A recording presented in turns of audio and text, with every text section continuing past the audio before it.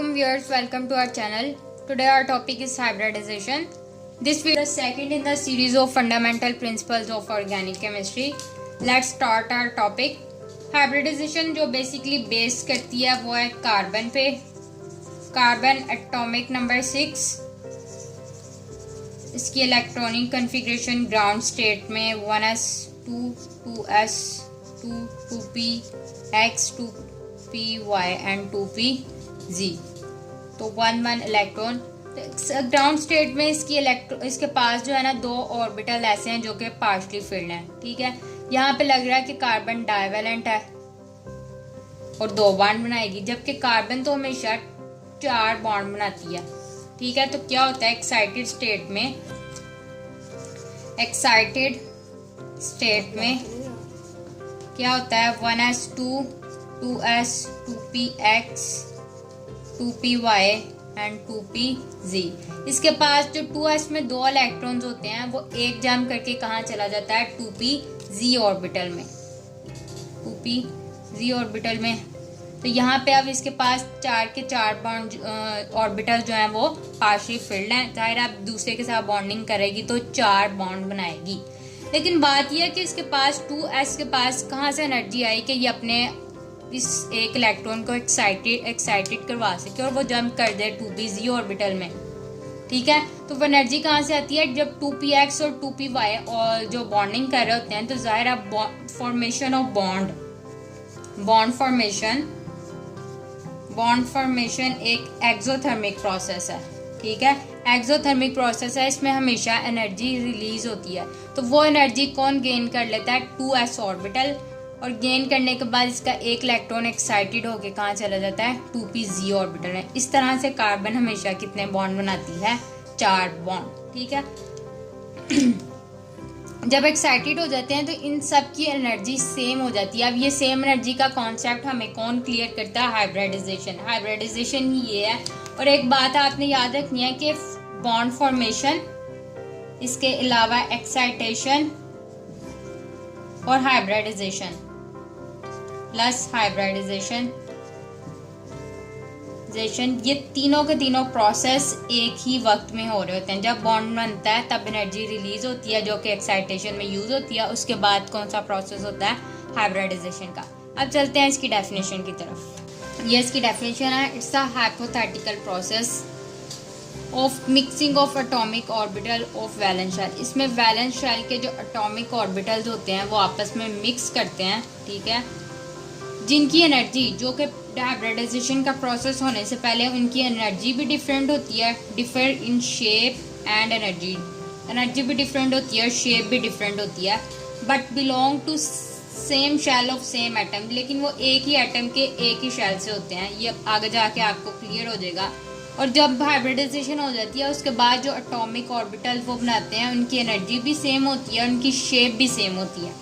अब देखते हैं इसको एक एग्जांपल. जैसे पीछे कार्बन की दी है, तो ये कार्बन के 2s 2px 2py और 2pz.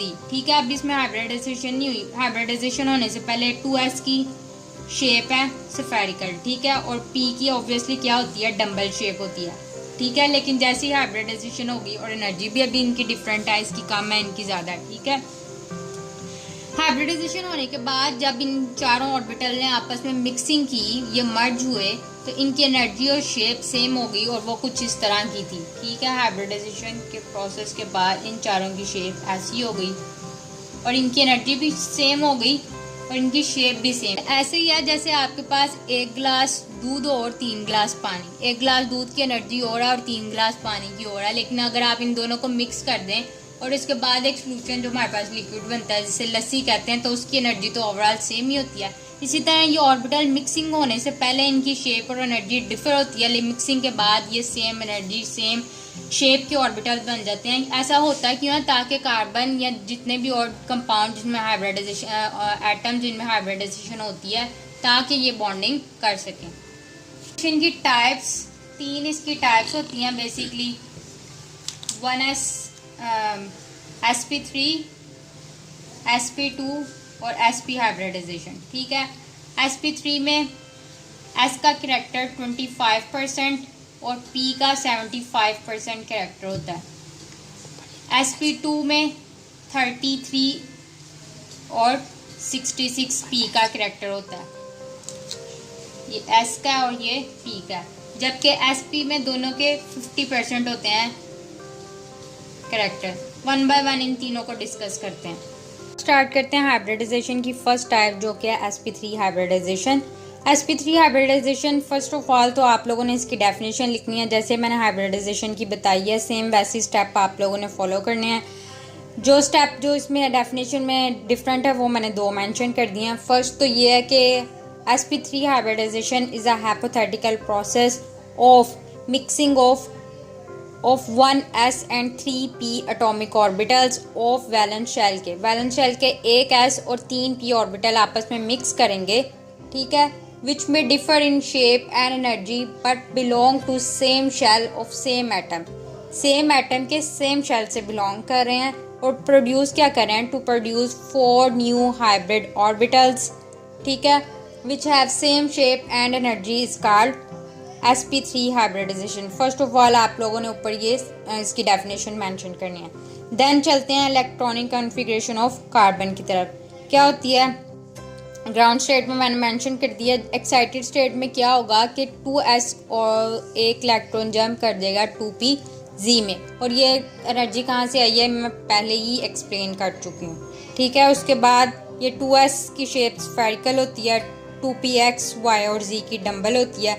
ये चारों ऑर्बिटल आपस में मिक्स करेंगे और उसके बाद 4 न्यू ऑर्बिटल्स बनेंगे, 4 न्यू हाइब्रिड ऑर्बिटल्स बनेंगे जिनकी शेप और जिनकी एनर्जी क्या होगी, सेम होगी, ठीक है। और sp3 हाइब्रिडाइजेशन में s का करैक्टर 25% और p का करैक्टर 75% होता है, ठीक है। अब इसकी शेप फर्स्ट जो एग्जांपल है sp3 हाइब्रिडाइजेशन में मीथेन की वो देखते हैं। अब हमारे पास है स्ट्रक्चर ऑफ मीथेन। ये सिंपलेस्ट एग्जांपल है sp3 हाइब्रिडाइजेशन की। मीथेन जो है सिंपलेस्ट हाइड्रोकार्बन है, अल्केन से ये बिलोंग करता है। सारे के सारे बॉन्ड क्या होते हैं, सिंगल बॉन्ड। अब क्या होता है, कार्बन अपने चारों sp3 ऑर्बिटल्स को अपने इर्द गिर्द ऐसे अरेंज कर लेता है। उसके बाद इसके साथ आके s ऑर्बिटल लगता है, किसका, हाइड्रोजन का। 1s ऑब्वियसली इसकी स्फेरिकल शेप है, ये चारों हाइड्रोजन आके सारे अटैच हो जाते हैं। sp3 और s ऑर्बिटल हाइड्रोजन का आपस में ओवरलैपिंग कर रहे हैं, तो बॉन्ड कौन सा बन रहा है, सिग्मा बॉन्ड। इसीलिए इसके सारे बॉन्ड क्या हैं, वो सिंगल हैं। दूसरी बात ये भी इसका मीथेन का स्ट्रक्चर है और एंगल क्या होता है इसमें 109.5 और शेप क्या होती है इसकी, टेट्राहेड्रल, ठीक है। इसका जो स्ट्रक्चर है वो आप लोगों ने दोनों तरह से एक्सप्लेन करना है, ऐसे भी और यानी कि ऑर्बिटल्स के साथ भी एक्सप्लेन करना है और सिंपल बॉन्ड्स के साथ भी एक्सप्लेन करना है। अब नेक्स्ट है स्ट्रक्चर ऑफ इथेन। इसमें क्या होता है, CH3 बॉन्ड CH3। कार्बन जो है वो एक तरफ 3 हाइड्रोजन के साथ बॉन्ड बना रही होती है और चौथा बॉन्ड वो दूसरे कार्बन के साथ बनाती है। कैसे, यहाँ पे कार्बन अपने चारों sp3 ऑर्बिटल्स को अरेंज करता है, साथ इसके 3 तरफ क्या के लग जाते हैं, हाइड्रोजन, लेकिन दूसरे एक जो चौथा है वो किसके साथ, दूसरे कार्बन के साथ ओवरलैपिंग होती है, ठीक है। इसी तरह दूसरी साइड पे भी होता है। अब एक तरफ sp3 कार्बन का और s किसका, हाइड्रोजन का, सारे के सारे बॉन्ड यही होंगे। और sp3 और यहाँ पे कौन सा होगा, sp3 दोनों कार्बन के। लेकिन अगेन SS ओवरलैपिंग है तो बॉन्ड क्या होगा, सिग्मा, और यहाँ पे भी SS ओवरलैपिंग है, बॉन्ड क्या होगा, सिग्मा। यानी कि हेड टू हेड ओवरलैपिंग से बॉन्ड हमेशा कौन सा बनता है, सिग्मा बॉन्ड। तो ये हाइब्रिडाइज स्ट्रक्चर है इथेन का और ये बॉन्डिंग में सिंपल स्ट्रक्चर है। दोनों ड्रॉ करने हैं। एंगल अगेन क्या होता है 109.5 और स्ट्रक्चर क्या होता है, टेट्राहेड्रल। यहाँ तक था आप लोगों का आज का sp3 हाइब्रिडाइजेशन। होपफुली आप लोगों को हर बात क्लियर हो गई होगी। हमारी वीडियोस को ज़्यादा से ज़्यादा अपने फ्रेंड्स और फैमिली में भी शेयर किया करें ताकि आपके साथ साथ दूसरों का भी फ़ायदा हो। Thank you.